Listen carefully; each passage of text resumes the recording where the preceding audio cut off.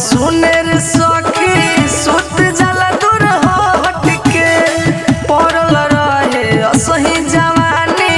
देखेला ना पलट के से जिया सुनेर सखी सुत जाला दूर हट के पड़ल रहे असही जवानी देखेला ना पलट के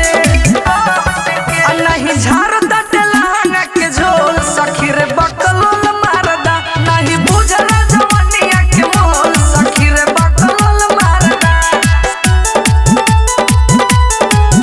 नहीं बुझला जवानिया के मोल